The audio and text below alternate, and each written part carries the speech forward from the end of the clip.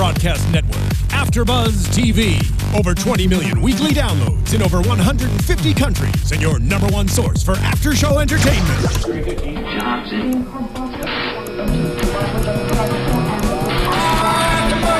AfterBuzz TV, the destination for TV superfans, producing aftershows for over 300 of your favorite TV shows, interviewing celebrities and showrunners, and bringing you behind-the-scenes exclusives. All thanks to E! Entertainment's Maria Menounos, producer Kevin Undergaro, and internet leader Akamai.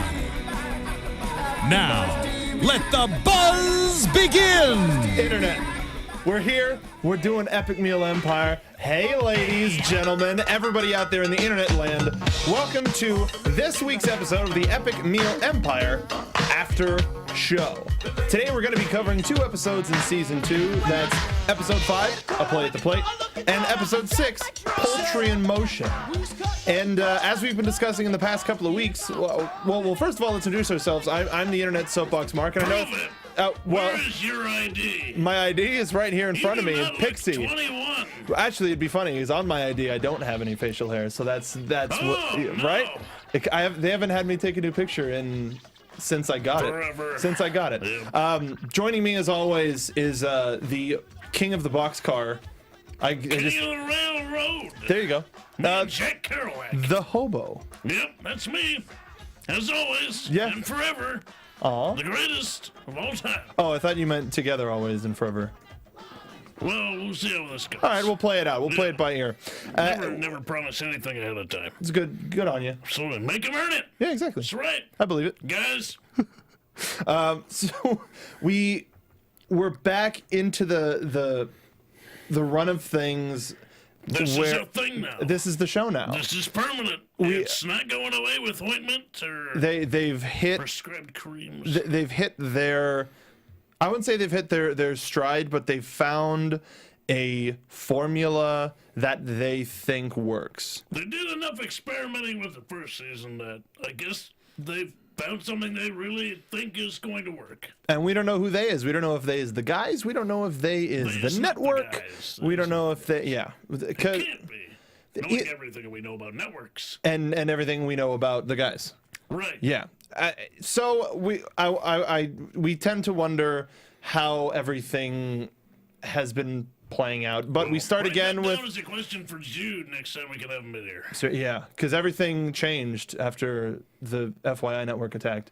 We start off the episode with a look at the mac and cheese burger cake. Dude. Yeah. Chip crusted. They did this earlier on, like year 1, year 2 of Epic Mealtime, where they made a couple of mac and cheese cakes that just looked flippin' amazing, dude. And this did not leave any sort of slouching. This was just It was burgers phenomenal. with mac and cheese and a Dorito crust. Everything's better with Doritos. As we know now, the Dorito is kind of the current fad when it comes to fast food.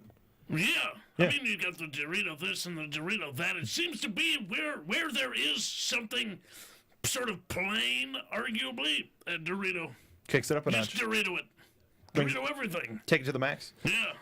And again, it's this awkward transition of here's a meal and then ha ha ha ha ha ha ha. So I've got a client.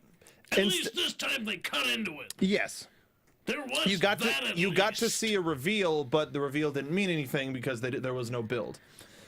Right. Now we're getting into wrestling talk. Anyway, which is what television is deep down. Even for reality television. Yes, you gotta tell a story. Yeah, so that we're hoping for a little bit more story because that's what we're kind of used to. Although they're shortening the food story to give us more antics. Natalie brings up, asks if they know baseball, the sport. Baseball, the American pastime, which is, I mean, they're Canadian, so, right, so I mean, there is baseball, but that's, I mean, the Canadian pastime is hockey. I mean, what kind of rules do they have? I'm sure the rules are different for Canadian baseball. No, just like with Canadian football. No, they're the same. No, couldn't be. I don't believe it. More moose. Yeah. And squirrel. Moose at the plate. Yep. Moose swings it. takes a line drive to the squirrel. It's a throw. Short to first. Moose is good at the plate. Holy moose! You ever seen a moose slide into a plate like that? It's frightening. It's a lot of animal coming right That's about at you. 300 pounds. You jump or you die. Yeah, that catches out of the way. Right at the knee, man. They're going to be making a meal for the minor league baseball team, the Inland Empire 66ers. I had no idea. I had no idea either, No and the clue. Inland Empire is right. It's a hop, skip, and a jump. Well, it's a little bit of a trick What? for these boys, as it would be for us. Yeah, 3 3 hour hours. drive.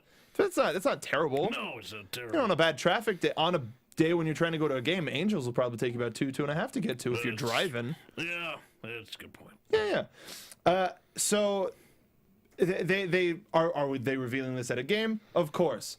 But bringing up it is a 3-hour drive, none of the guys want Harley to be the driver because he's a terrible driver. He is. On their account. Then they have the B-roll to back it up of Yeah. everybody in there sliding around, banging into stuff, having to hold onto the meals while they're getting bounced around themselves. This is not how you run a delivery business, Mr. Morenstein. This is not how it's done. No. So they're trying to make something for a ball game. There's a lot of different types of food. Harley he goes into the city for inspiration. He goes to Pink's. He's just taking a walk.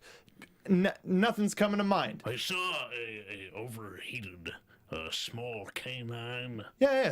Couldn't quite figure out. And there's not just block. There's just a block there. That happens. They get into the idea stage. Pretzels, pizza, burgers. What about a hot dog? Oh, mind blown! All over the place. Yeah, it was very, very obvious that they were trying to pull for a hot dog. I think he didn't only go, he went to Pink's. I think he also went to Carney's because there was like a split-second shot of him inside, and I saw one of the pictures behind him, the photographs behind him, and I was like, that looks like it's Carney's. Well, Carney's is closer than Pink's is really to where they shoot. Well, I Well, mean, think about it. I figure there aren't, unless he didn't go to the original Pink's. Where is there another Pink's? There are a couple Pink's around. That was the original Pink's. All right. That was it. That was the only stand. Have you ever not seen a line in front of the original Pink's? Yeah, like once. And I mean, I was sleeping on the street at the time, but yeah, I you saw it may have been once. hallucinating. No, well, Are you sure? well, The smell must have been getting to you. yeah. So they're at the board. They're gonna make a hot dog. They're not just gonna make any hot dog. They're gonna make the world's biggest hot dog. For the 66ers, you make a 66-pound hot dog. The current record is 50 pounds. So they went the next mile, and not only just a 66-pound hot dog. How do you make that better? You go 66 toppings. That's right. So they start throwing them out. Everything from your classic ketchup mustard relish, the third wheel of the condiment world. They go to sushi. They go to truffles. Caviar. Cupcakes. Udon noodles. Big Mark sauce. Big Mark's donuts. Donuts. Just everything. You're So many grasping, ideas. But it's still amazing. So many ideas that they had to get a second whiteboard. Very dramatic moment, and everything was full. You didn't believe it. Though at the same time, there's a lot of stuff about this show that I can't believe, and I didn't think that they could make it work, and we'll get there. But Well, yeah. they decide to call it Frank Aaron. Hey, Hammer and Frank. Hey, Yep. yeah. I mean, you could probably take somebody out with the dog.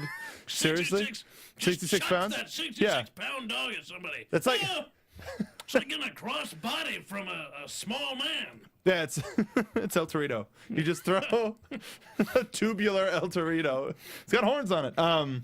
Always goes back to wrestling. Always. But we get our B plot, our B story, our interruption, if you will. Harley has arranged. Breaking the action. What? Yeah, sure. Let's call it that. Harley sets up a Canadian driving competition, which is just like an American one. They're Canadian, so it's a Canadian driving Everything competition. is Canadian that they do. They've got a slalom of cones. They've got a couple of U-turns. You've got to pick up some fast food, avoid the pig. Mannequin pig, rolling pig. Hey, who's that hot woman over there? Oh, yeah, she's the distraction. That was her introduction. Sure. She didn't even get a title card. Nope. Just, hi, boys, Actually, and that was it. The title card would have just said the distraction. Hot girl, the distraction. Right. Yeah. They're good at that kind of stuff.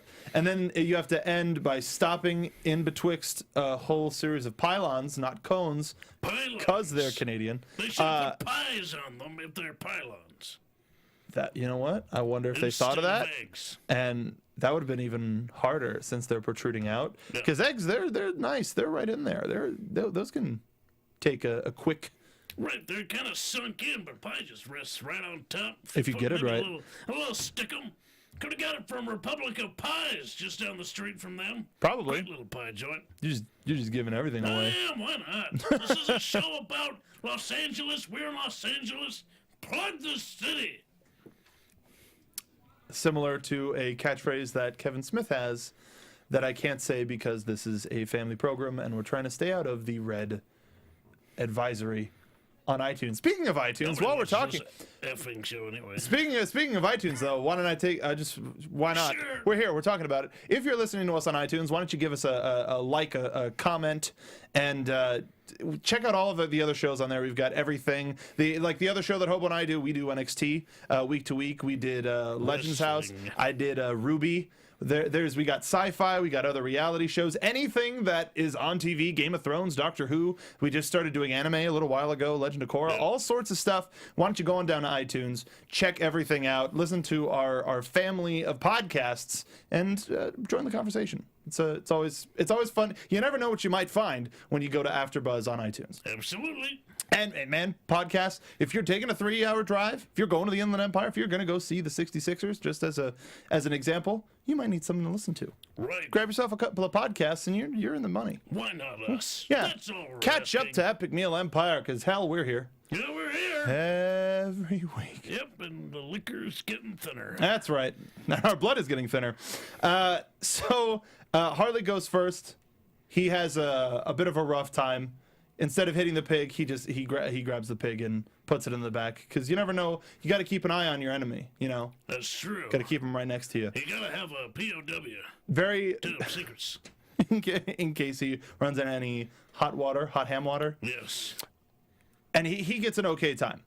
Dave describes himself as I wrote down his time was final time was 1 minute 8 seconds. 1 minute 8 seconds, with 2 or 3 penalties. 2 infractions. Two infractions. 48 seconds with 2 infractions, which came Extra out to 10 a seconds. minute and 8 seconds. So we got Dave describes himself as very grandfathery, Sure. and he drove very carefully. He didn't have any infractions, and he ended with a very respectable time of 48 seconds. 58 seconds. 58. Very good.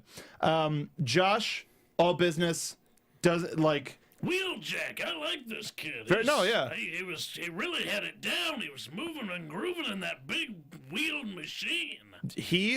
30 seconds on the dot, not a single infraction, hit everything. Well, quote unquote, hit. He nailed the entire course with flying colors and Beautiful driving. Questionable safety, but. Hey, he didn't hit anything. Exactly. That's the thing. Is while that it might have been a ride inside the ambulance, especially in the back, that would have been the true test. If they put like Natalie in the back and depending on how many bruises she gets, further infractions. 30 seconds. How do you beat it? You don't. How do you beat it? You don't. We got a mirror.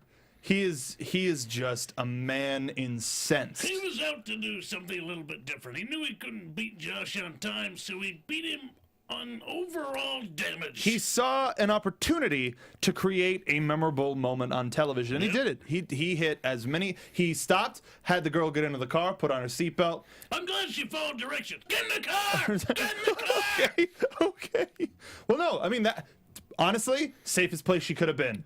With Amir doing all of that crap. I mean, he killed the mannequin. Yeah. Just bam! Oh, Eviscerated. Ran over as many pylons as he could. And all the eggs just gone. Totally gone. Pig flying. And what was the final time after all of the infractions? It was 273 seconds. 273 seconds. That's a lot. That's a lot. You figure if you take all the infractions out, probably pretty good time. But I mean, basically, he almost drove in a straight line from one end of the course to the finish, Yeah. and just hit everything along the way. That works. So sure, the time was pretty good, but he killed everybody. Hey, who needs Google Maps? So we get back to the actual meat of the episode. So they're talking about getting into the mind of the client. They enter in like the Warriors because you have to play. Why not? Come out and play. Yeah, baseball bat. It didn't have the bottles, but that works.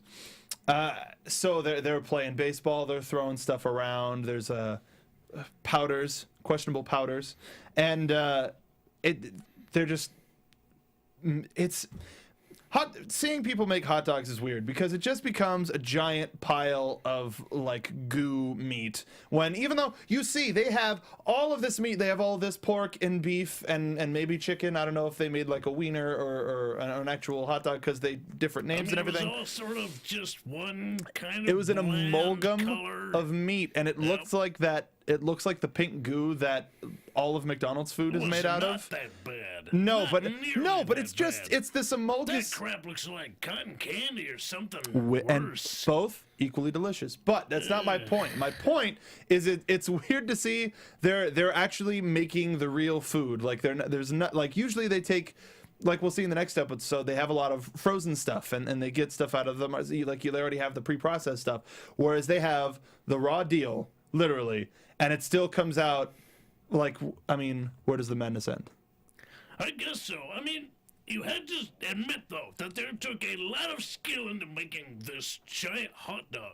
Because there was no way they could have formed it and cooked it in a casing. There's no casing that existed. So what did they have to do? They had to get a plastic bag from where I don't know. This must have been something really. That could have been like a painter's tarp. Well, no, it was a tube. It was very tubular. It couldn't have been something that they wrapped because it would have come apart in the water. That's fair. So it was one solid piece of plastic, and it had to be 6 feet long or something like that. Something like it's huge. It's pretty big. Get on a ladder and basically feed meat into this huge tube and plunge it down to get all the air holes out. Which is a smart idea. It created one giant wiener. This was actually a brilliant piece of engineering, if I do say so myself. We get a little bit of their version of "Take Me Out to the Ball Game." Sure. But it was about the whole process, and I was wondering as they were rolling everything up and tying everything up, how they were going to cook it, and the fact that they did boil it, it's like, oh well, I mean, yeah. How else could you do that? As I saw the plastic, I'm like, they can't be using the smoker. The damn thing would melt. Exactly. How are they going to do this? I guess I just got a giant vat of water and heated it up. That was the giant fryer that they put the giant tortilla chip in. Right. They just filled it with water. Right. And boiled it. Works both ways. Same heat. And, I'm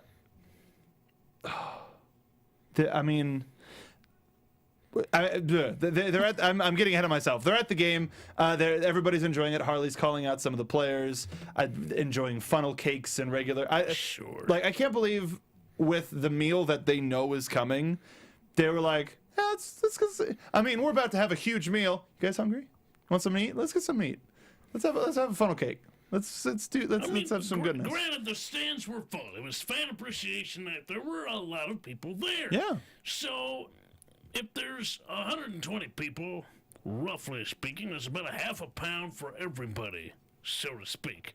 So, it's not a tremendous amount of food, though it is a tremendous meal to feed an entire crowd of baseball fans. It's not as much as you'd think. Well, it might also have been like they might have given away tickets. It might have been, hey, whoever they tossed their merch out to, like, you guys get front of the line. You have to feed the players, staff. Like and it was huge. It was large, but diameter probably about 4 or 5 inches. Maybe bigger. Just looking at it in some of those baseball players' hands, it looked like it was maybe closer to 8. And that you're looking at maybe a quarter of an inch thick. Yeah. That's a lot of meat. Like, that was a lot of meat. It was a solid. Well, even if you think about it, even if you go 66 even pieces, which very hard to do. Yeah. That's a pound each, plus toppings, plus bun.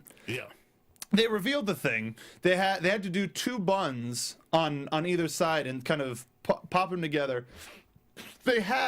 Harley was a gentleman, listed off all 66 toppings. They put them up on the Jumbotron. And it took them the whole damn thing. Fill the whole thing. A lot of it looked like they may. I think what they did is they got the dog, they boiled it, got it to the place, had it under lamps to keep it warm or something, and when they got to the park, all right, here's a list of either they brought a number of the toppings and everything else. They're like, this is what we need from you, because it was a lot of like similar things that you shouldn't have in a car for 3 hours or prepared to put on a thing later, like chili. You don't want 3-hour-old cold chili on a kind of a lukewarm hot dog, you know. Like, so you go to the stand, you get yourself some fresh business, ice cream, anything, and you pop it on. You have yourself a good time. You're right. They probably had to do a lot, or at least a minimal amount of prep work at the park. Yeah. In order to get it ready. Then they just sort of throw it in the truck, and then they move it around. If anything, I believe it was just the dog and the bun that they had under the tarp as they wheeled it in, and then, you know, they only show so much and only can show so much. Right. What you want to see to keep the illusion alive. It's just hard to forget that 3-hour mark and go, really? Right. And then you sit through the baseball game, and then you wait for them to clear the field, and then you drive the ambulance out, and then you pull it out, and then it's like, well, what all are we doing here? Enjoyable episode. Very good. Despite the, you know, baseball players are on hot dogs a lot. One of the players said that it was the best hot dog he'd have in his life because he got a little bit of wasabi on it. He was surprised. Poor human. Maybe it was guacamole. No, he said he liked it, but he said he immediately regretted it. I took a huge freaking bite of it. Oh God. They should have put the sour cream and the wasabi right next to each other just so it would kind of offset itself. But whatever. Getting on to episode 6, Poultry in Motion. Start again with the deep fried dessert. One of their a version of one of their earliest epic meals. They made a dessert crepe with they bought a lot of like treats and cakes from like the liquor store, so like Little Debbie's or Canada's version of Little Debbie's and stuff, and put it all in there. And that was the first moment of a dripping this house. That was the first moment. That was the first one, if I remember correctly. No, the first moment was with the candy steak, but that was the first one where Harley was creepy around women. That one was but it was very entertaining because he had no beard then too, which is kind of weird. But again, nothing. We just see them assemble it, and then they eat it, and then, oh, hey, Derby dolls. Which is unfortunate, because I've got a real sweet tooth. It'll keep me from ever looking beautiful. At least like, really this beautiful. This one, you can kind of, I mean, they made 2 giant chocolate crepes and fried a bunch of candy bars. Stop it. And covered it with chocolate sauce. And then that's what I feel like with your bloody reactions. The one thing they needed to put on it was Nutella. Who says they didn't? Screw the Who says they didn't? sauce. Just Who heat says up they some didn't? Nutella and just go. Who says they didn't? Well, they didn't show it. Well, damn it. That's on them. They come up with sick derby names. A lot of really silly. Just too many to. They're just goofy. Just goofy. They're just goofy. Yeah. Yeah. Yeah. Because their contact for this whole thing is Vanessa, a.k.a. Mental Skate. Yeah, she's got a sick mental skate. Yeah. They get a brief. They go and visit the Derby dolls. They get a brief history of what at the doll factory. Get a small sort of, hey, this is how everything started. This is how it works. And the guys suit up. Natalie doesn't. She's a referee, and the rest of the guys try to get their footing on skates, and they're all having a really rough time. This was one of my favorite. I've been waiting for this episode for a while because Harley tweeted him in the Derby doll getup, skating, quote unquote, skating around to Wake Me Up Before You Go, and it's one of the funniest flipping things. I knew they had done this because a friend of mine is a Derby doll. Oh, okay. And she posted a picture of her and Harley, and I went, well, there you go then. That's something else they're doing. Just waiting for this thing to come down the pipe. They're really going for all different types of culture. So, and things... They're getting a healthy cornucopia of what makes LA LA. Yeah. Which is kind of cool. But it makes you sort of wonder, once they do LA, will they move on to other cities? Chicago, New York. Take the ambulance on the road? Yeah. I can't even. They get a giant motorhome and outfit it like they do the ambulance and travel around the country. You know what? You just became a producer. Well, I'll just go ahead and pitch that. Can you put my name on the project? Sure, I'll put you in there. It's good. I'll CC you. Hey, appreciate it. BCC you. No, come on. Just give me the regular CC. All right. The BCC, that's, what the B stands for? BS. What? Don't do that.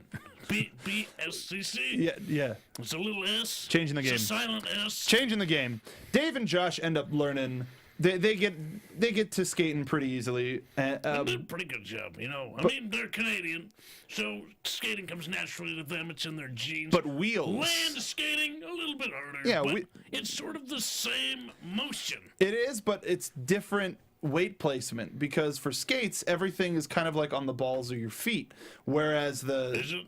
Yeah. I'm not a big skater. No, it's like, well, funny. I went yesterday. It's all based. It's sort of like a central mass sort of thing for balance, whereas the old school skating is a lot. It's the direct opposite. Instead of one blade in the middle, you've got 4 wheels on the outside. Right. So it's totally changes your idea of where your weight distribution should be. But it's a lot easier with the land skates, arguably, just because you have so much coverage. There's right, no. You can't. You don't have and to you've got the little so front stopper too, depending on your skill level. They ask, what do you guys eat after a match? Anything, carbs, calories. These ladies are hangry. They get hangry, dude. You don't want to mess with a hangry derby doll. I'll tell you that much. They get into idea time. Amir's still wearing his helmet because you never know when danger might happen. Safety first. Exactly. All the time. Safety first. He's always been an advocate for proper safety. No, but now's a great time to start, Well, at least for himself. After he destroyed a road course, sure, maybe now I should start to play it safe. No, safety first. It's like he got the woman in there. That was for her safety. Oh, so personal safety above everybody else's. I see. Okay. Self-preservation, man. Get with the program. So. They decide. Kill as many as you can. They decide to make a huge literally a chicken, on roller skates with a keg on its back. A badass chick. And they bring up how nature really dropped the bar, with not just creating chickens that have kegs naturally occurring on their back. Really, come on. Pathetic. And people say there's a god. I'm kidding. Totally kidding. The name. Best name? Arguably one of the best names? Ever. Attila the Hen. You can't beat it. You just can't. No. Attila the Hen. They tried, but it's got the badass, it's got the chicken, boom, together, all fantastic. That actually sounds like a derby name. Yeah, Attila the Hen? Yes. Yeah. Sure. I wouldn't be surprised if that spawned in Attila the Hen. Yeah. What came first? The meal or the derby doll? The meal, probably. You wonder. It's one of those questions, isn't it? Why There's are we probably here? a derby girl out there who went, damn it, they stole my gimmick. Maybe. Probably. Always happens. Yeah. That happens with wrestling all the time. There's no original idea. No. It's just who does it best. Well, I mean, Dave even said for derby, it's like professional wrestling except on roller skates with more tombstone pile drivers. Yep. It's pretty accurate. It really is. It's pretty dang accurate. The guys I figure this was something that Hormel invited them to. Hormel's Bacon Fest down in San Diego. I mean, these guys are the poster boys for bacon. Really. And the idea that they haven't really done anything straight up for Hormel would be surprising. So this, at least, everybody kind of gets happy. Everybody gets a rub. Yeah. Yeah. Bacon, it's a cooking joke. So they decided to set up a taste test at the Epic Meal Empire booth between the 4 guys. Each guy made a bacon dish, quote unquote dish. They made a little snack, and then they had scoring cards at the end to decide who had the best bacon recipe. And so let's break it down. Dave had bacon bisque. No, Josh had the bacon sorry. My bad. Which actually, you know what? I was looking at that and I went, "Oh boy, that looks really good." I to be perfectly honest, I would try it, but just off the bat, I don't know. For It some depends, reason, it spoke to me when I saw it. Because bisque is usually relatively simple. Like there isn't too much, and it looked like there were chunks in there, and the color of it as well was. Well, I mean, this is really simple. All you need really is a cream base. Add bacon. The cream will absorb the flavor. It's super stupid simple. It's like all the other guys went, well, I'm gonna add all this stuff. No, just go back to basics. Reverse it. You're at a bacon-themed event. Try to make something as bacony as possible. Don't add all the other crap to it. You want to really get the essence of bacon, and that's what I think Josh did. Well, getting the essence of it, Harley went with the bacon slab, which was just a hunk of bacon on a piece of bread with some sauce. Not a lot of originality. Not great. One of the guys said that dipping the sandwich into the bisque was phenomenal and perfect. I don't doubt that for a second. Me either. Amir made the pizza ghetto, which was a little complicated. It was just sort of like a pizza bagel bite on, was it baguette? Baguette. And it, I'd try that. So sounds good. I think he pretty much admitted that he made it when he was high and somehow remembered the recipe. But Dave actually returned to an old recipe that they did on Handle It called Pickle Kissers, which is still one of my favorite names. Yep. The original recipe was essentially a corn dog, but before you wrap the dog in cornmeal, you core a pickle and you slide the hot dog into the pickle, and then you do the cornmeal, and then you fry that up. And that is how I will die, because that sounds one of the perfect things for me. But for this... But what are the key problems? Where's the bacon? No. For this, he changed it. Instead of a hot dog, it was a bacon-wrapped pickle fried. I don't know. Different. It's a little different. I'm sold on the idea of bacon and pickle. Hey, we've had fried pickles before. No, right. But they weren't covered in bacon. But would you not try that? I would try it. I don't know how sold I would be on it. Dude, the saltiness and the brininess and everything. But then it's salt on top of salt. You need to balance it out. You have the salt from the bacon and the salt from the pickle. It's too salt heavy. You can go sweeter bacon. Balance it out. You can go sweeter bacon. You'd have to. Yeah. But I don't know if Dave did that here. Or if he put anything else in the cornmeal. Then in frying it, you lose some of the sweet, which was a sweeter coating on it, which would then evaporate. Add more sugar into the cornmeal before you do it. Sweetens up the cornmeal and could balance it out a little bit more. Maybe. Cooking show, bro. We're talking about it. We're making this happen. Like, comment, subscribe. I'm quite a cook myself. I know what I'm talking about. No, you know what you're doing. I do. There's a little bit of foul play.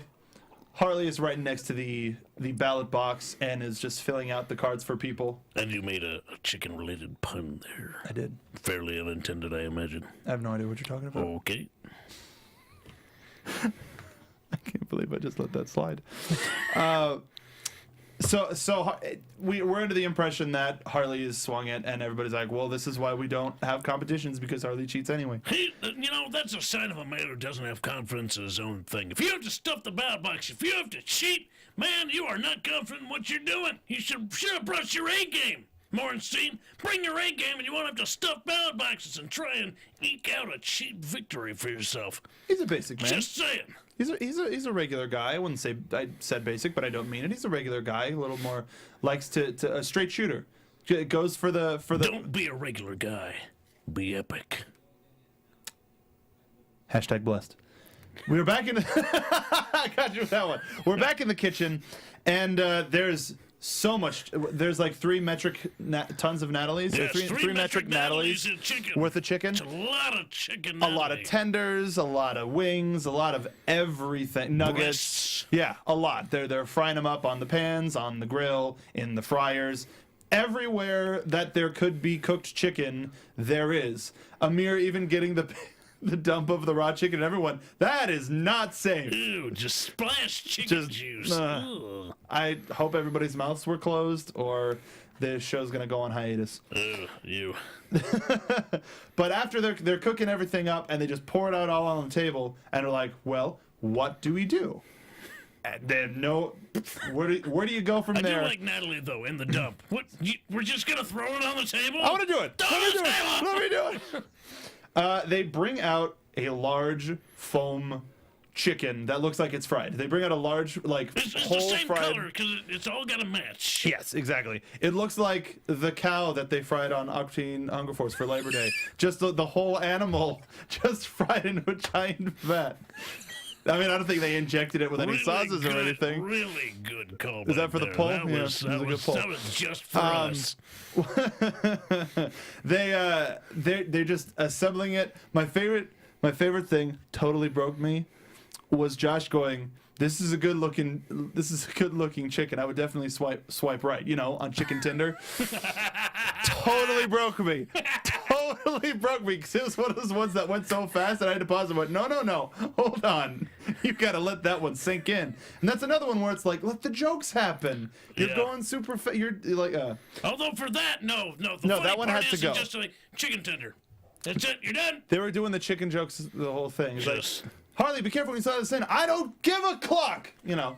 Basic stuff. Yep. They head out to a brutal. It was a night of a couple of matches, right? Or was it? Because I saw a couple of uniforms. I don't know how these things go. Yeah, I've actually never been to a derby show, despite having friends in the derby. It's something we should do. Circuit. I know. One of my cousins used to do it part time, and I went to a game when I was a lot younger, but I don't remember, as a kid. But I mean, we saw a bunch of different uniforms, so I figured there was a couple of matches, rounds, I think it's matches. Matches? All right. Yeah, they go, a couple of rounds per match. It's like tennis. And the guys were having a hell of a time.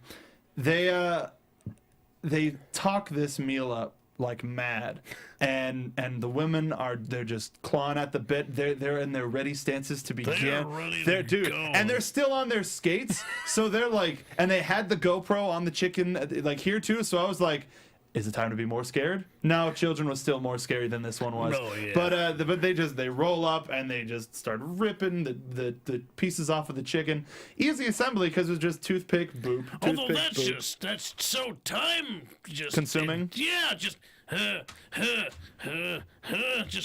take all. You have to cover this entire giant foam chicken with chickens.